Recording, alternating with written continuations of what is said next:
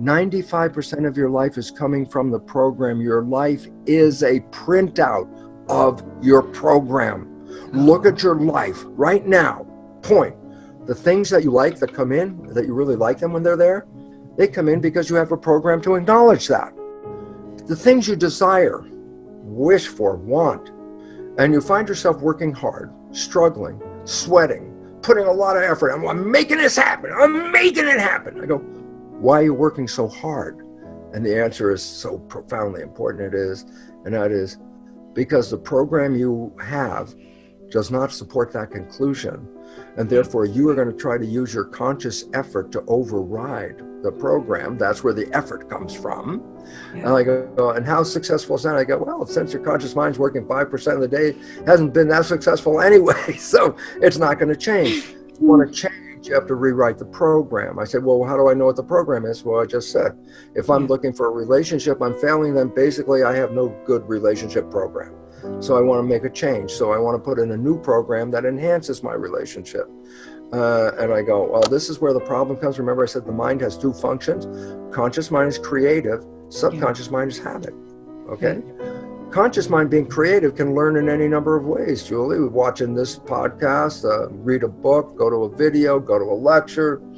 You can learn. You could just go, aha, a new idea. I just changed consciousness.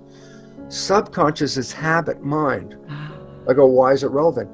If a habit could change easily, then it's not a habit. And I don't want a habit to change easily. I'm glad I learned how to walk before I was 2, because I could spend the rest of my life walking without learning how to walk again. It's great. Drive a car. Once I learned how to drive a car, I don't have to think of the details like I did the first day I got behind the wheel. It was like this, but now I drive a car without thinking of the details, okay? Habits are good if they're good. But if a habit is bad, then unconsciously it will sabotage you, because when you play habits, you're playing them because you're not paying attention. So a bad habit in there will show up as making you a victim. I wanted to be successful. It didn't work. Damn, it's the outside. And I go, no, damn, it's the inside. Because during that 95% of the day, you were sabotaging yourself like Bill, and you didn't see it. So I say, okay. So the habit mind learns in a different way, and that's where the crux of the problem comes from, because, oh, it's so hard to change a habit. I go, it's hard if you don't know how to put a habit in. And you have to recognize habits resist change because they're called habits. And so I say, well, how can you rewrite it? I say, you have to use a different approach to writing. You have to, I say, how did you learn in your subconscious in the first place? Oh, the first 7 years, my brain was working at a lower vibration of consciousness called theta, which is hypnosis. I go, oh, so if you can get into hypnosis, quiet your brain down, you can download a program straight into the subconscious. I go, that's why in the old-fashioned days when the hypnotherapist had a watch, and he would say, watch the watch, watch it. And it says, you're getting tired, you're getting sleepy. I say, why was that relevant? Consciousness is a higher vibration. Theta is a lower vibration. If I want to put theta in, because theta doesn't go into conscious mind, theta goes into subconscious. That's how you got your program. Theta, your conscious mind wasn't even working. You just took whatever you experienced, downloaded it. So if I can get into theta, I can reprogram. I go, every night when you go to bed, when the conscious mind disconnects, the brain is slowing down, going towards sleep, which is delta. Yeah. But between the moment when you close your eyes, I'm now sleeping, and before it gets to delta, it's now in theta. So that's why if you put earphones on, playing a program with the program you want to be true in your life, you know, positive program. And I say, what do you do? I say, you put the earphones on, you go into the bed. While you're awake, you might hear something on the tape or the CD. And I go, but the moment you go to sleep, conscious mind's off.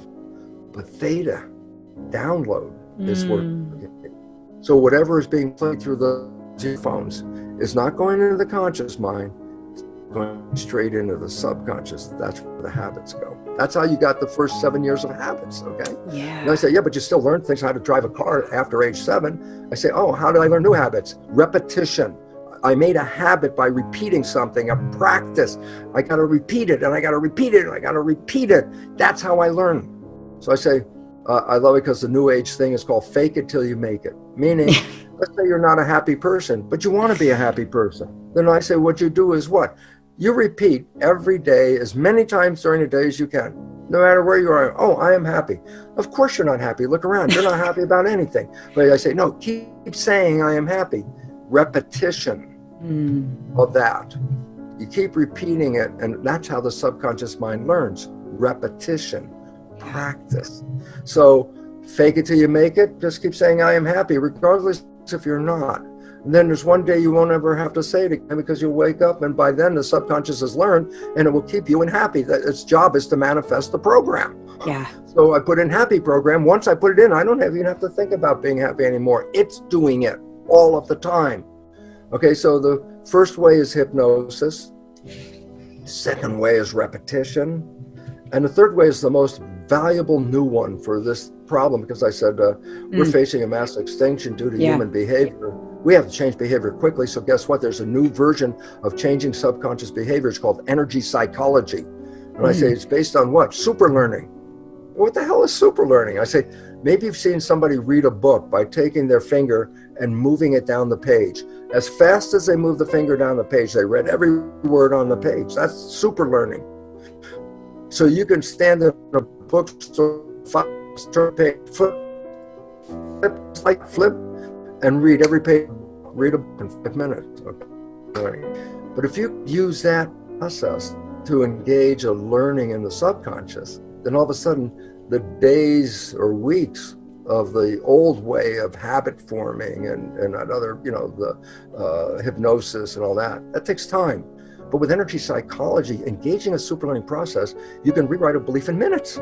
It's like, oh my God, yes, necessity is the mother of invention. We have the absolute necessity to change our behavior on this planet right now, because our behavior is causing the extinction, and we need to change. So nature says, here, you want some new change? Fast? Energy psychology. All of you should get on it right away, because why waste another minute of your life operating from disempowering programs when you can, in minutes, rewrite?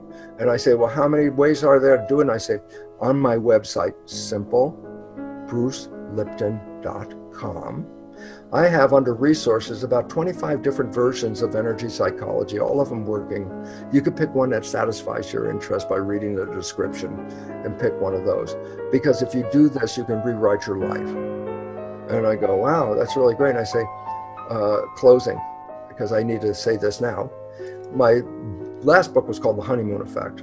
And what was the emphasis? And I said, every day of our life is blah, blah, blah, blah, because of whatever programs in our subconscious that are preventing us from experiencing the thrill of heaven on earth. Blah, blah, blah, blah, blah, blah, blah. Then you meet somebody. And I just want to emphasize, being in love doesn't necessarily mean with another person. You can be in love with a pet. You can be in love with gardening. You can be in love with cooking. Something that you do that gives you so much joy that you keep your mind present. Being in love says keep your mind present. So when you're doing something you like, you're not defaulting to the subconscious. You're doing from the present consciousness creative. So I say, look, blah, blah, blah, blah. Every day of your life, you meet this person, using love in this case from a person. I say, what happens? In 24 hours after meeting this person, your life transitions from blah, blah, blah to heaven on earth. The honeymoon is heaven on earth.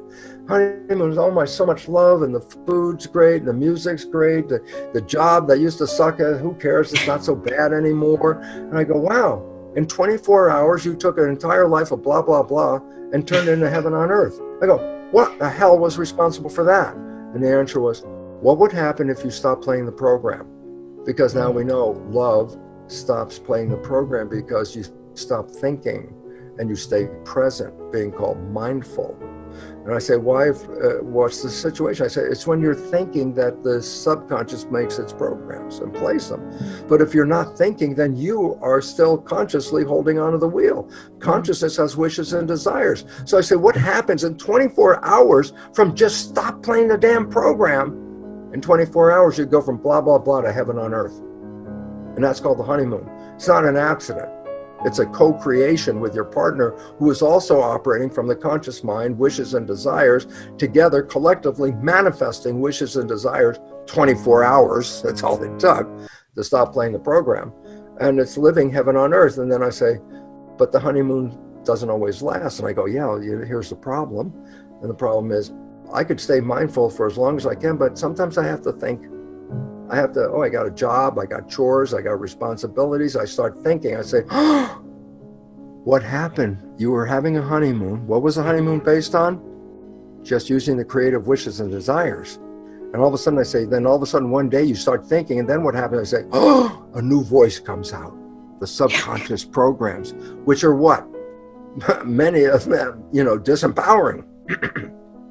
Your partner has never seen disempowering programs, because when you met your partner, both of you stopped playing programs. Both of you started doing wishes and desires. That's how you manifested heaven. But the moment one or both of you start thinking, then that other voice shows up, the subconscious, which didn't play. But once it shows up, guess what? Those behaviors suck. And all of a sudden, that heaven on earth joy of a honeymoon starts to disappear. Doesn't mean you don't love that person, but you love them. But the juiciness of that joy that you first had disappears. Why? Because now you're blending in the crap programs from your subconscious that never played when you created heaven on earth. So the story of the Matrix is a documentary because A, we all got programmed, and B, you can get out of the program by taking the red pill. And the example that most of us have had without knowing it is falling in love is the red pill. And the moment you start falling in love, your life improved and everything was like the greatest it could ever be. I go, it was always that way. It was always available. It was your own subconscious program that was undermining your heaven on earth desire. It's always there. And so now's an opportunity for us to wake up, recognize, if my life isn't working right, I don't need to go out and change the damn world. First, I have to go and change my own consciousness. That's the old hippie statement. Long before you were born, Julie, there was a hippie statement that said, before you go out and save the world, take care of your own backyard. Well, this is exactly what I mean by this.